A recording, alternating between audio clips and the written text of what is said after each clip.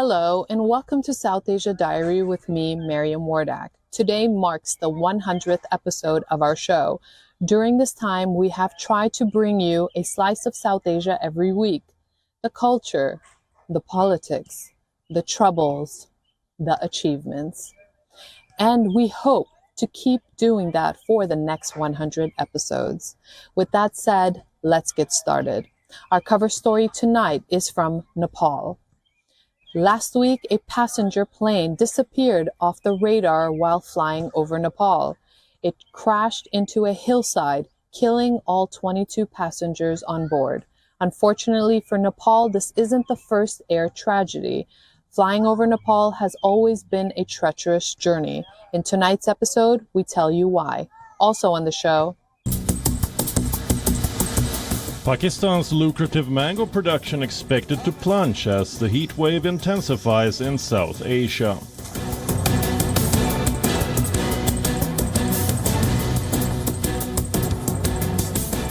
Sri Lanka's famous tuk-tuk drivers struggle to make ends meet as fuel shortages bite.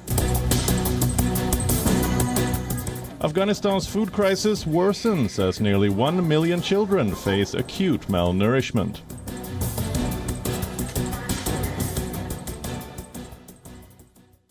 over Nepal is considered a risky journey. Dozens of planes have gone missing or crashed near this Himalayan nation. Last week, we saw the latest one. A small aircraft crashed into the hillside less than 20 minutes after taking off. What led to this tragic accident? Why is Nepal prone to such crashes? We take a look.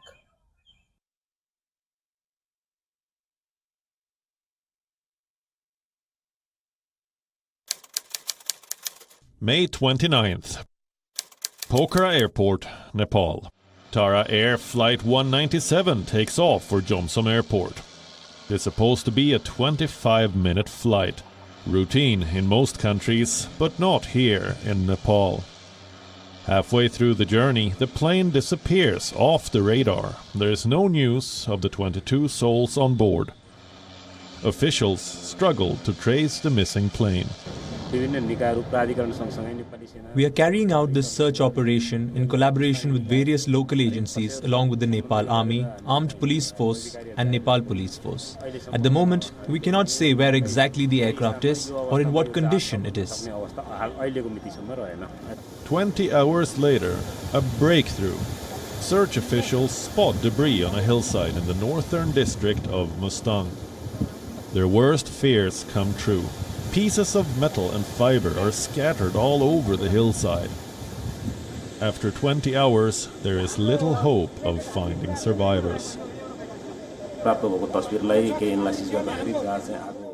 If we analyze the pictures we received, it seems the plane did not catch fire. Everything is scattered across the site. The flight seems to have collided with a big rock on the hill.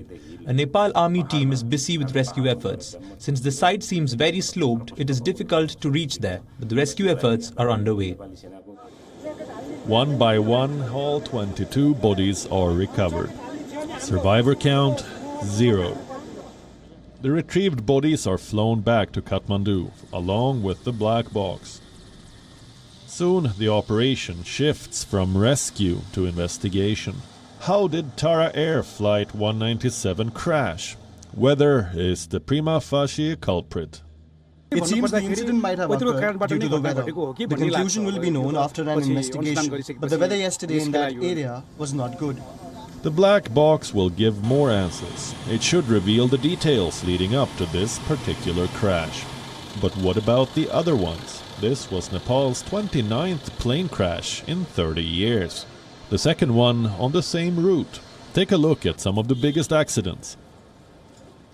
1992, a Pakistani carrier crashes while trying to land at the Tribhuvan airport. All 167 passengers are killed. That same year, there was another crash, this time a Thai Airways flight. It crashed into a mountain 37 kilometers north of Kathmandu. Casualties, 113 dead. Put together, these accidents have claimed 600 lives. What explains this disaster streak? Nepal's geography. Saddled by the Himalayas, Nepal is known for its mountainous terrain. The average elevation is around 10,700 feet. Only Bhutan is higher up. But mountains are not the only hazard. The weather can be worse. Clouds can appear in the blink of an eye. If they cover high-altitude runways, landing can be treacherous. Add to that strong winds and small planes, a dangerous combination anywhere in the world. The government, too, must take some of the blame. Aviation in Nepal is controlled by CAN, the Civil Aviation Authority of Nepal. This organization wears two hats, that of a regulator and a service provider. Sort of like asking the thief to take on crime. All these factors together make Nepal a risky place to fly. Which is a shame because tourism is their #1 money spinner. What Nepal needs is urgent reforms, tighter regulations for safer flights. If not, the next accident could be around the corner. South Asia Bureau, WION, World is One. Pakistan is the 5th largest producer of mangoes in the world. It is a major contributor to Pakistan's economy. Not to mention it provides employment to thousands. But the ongoing heat wave in South Asia is threatening harvests. Farmers say mango output could fall by up to 50%.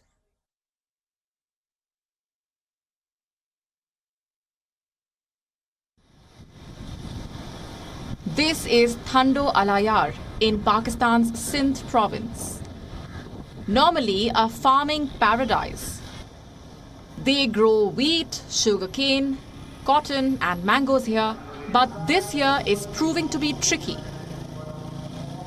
An intense heat wave is sweeping through South Asia. Temperatures have crossed 50 degrees Celsius in some places. The result? A major drop in crop productivity. The heat wave has affected crop yields greatly because the temperature in the middle of March was 28-29 degrees Celsius, but all of a sudden it hit 42. When the trees are in the midst of flowering, the heat wave greatly affects it. Obviously, it affects production. So this year, the crop production has come down to 900,000 tons from 1.8 million tons. Mangoes are among the worst hit. Pakistan's average mango output is around 1.8 million tons.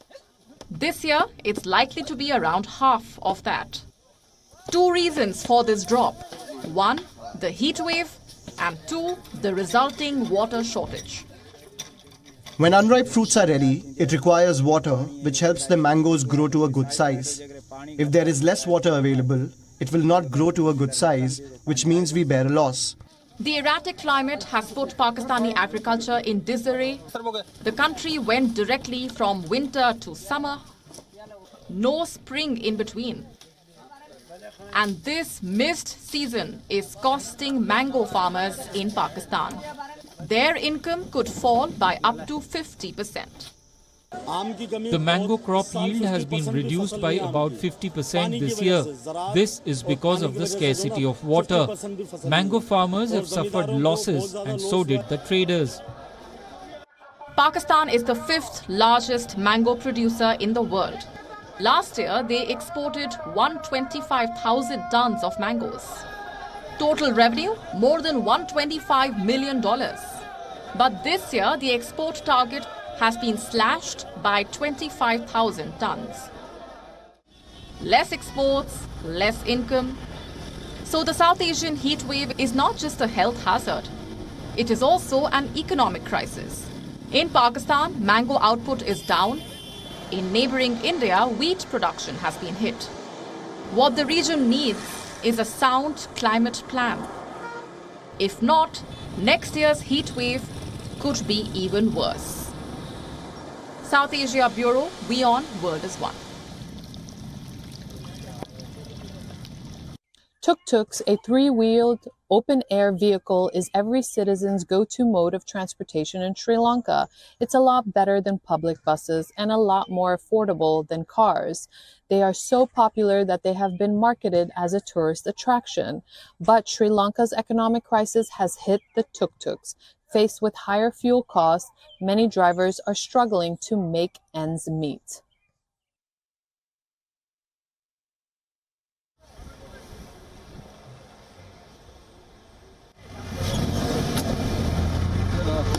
Three wheels and a lot of fun. That's how most people in the West see tuk-tuks.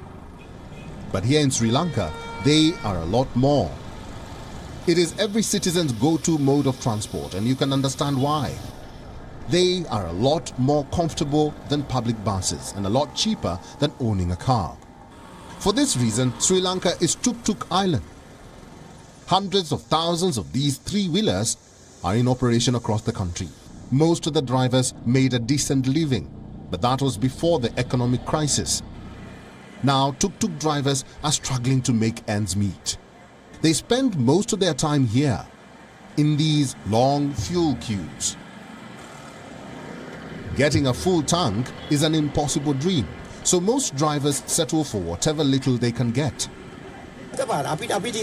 6 months ago, we managed to pump a full tank for 1,200, but today it costs us 3,800. So whatever we earn is spent on fuel, and we have nothing to take home for our children. We try to eat something as small as a piece of bread and survive for the sake of our children because they are small. Fuel costs alone have doubled in the past few months, plus do not forget the wasted time. More time at the gas station, less time to find passengers. I have been in the queue from 5 a.m. to 10 p.m. once and did not get fuel and went home empty-handed. I couldn't go on hires on that day either. The cost of living is unbearable and our finance installments are in arrears. It is the leaders of this country that brought this country to this state. Some tuk-tuk drivers set out as early as dawn. They find a relatively empty gas station, join the long queue, and if they are lucky, they get some fuel by late morning. Things were not always this bad for the tuk-tuk drivers. Once, it was seen as a steady source of income. But at this rate, this go-to mode of transport's future appears to be very bleak. What once used to be a quick fix and a quick commute for the common man here in Sri Lanka, the average tuk-tuk, is now no longer affordable to many. That's not all. Because of rising fuel costs and spending so much of their days and hours standing in line for fuel, drivers are quite literally living a nightmare trying to earn the bare minimum of hires per day here in Sri Lanka. This is just one such angle of Sri Lanka's worsening economic crisis and its impact on the ordinary and common man. Reporting for WION World is one from Colombo. I'm Dasunia Tauda. The war in Ukraine has triggered a global food shortage. In Afghanistan, that means a national emergency. Over 1 million Afghan children are staring at malnutrition. Last year, aid agencies were able to stave off a famine. But this year, the challenge is even more daunting. Rising prices, frozen foreign assets, and a sanctioned regime in Kabul.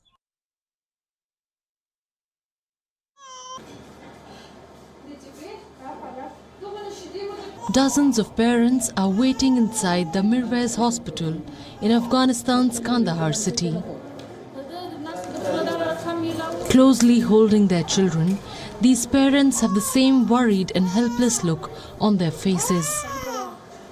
In this hospital alone, over 30 kids lost their lives to malnutrition in the last 6 months.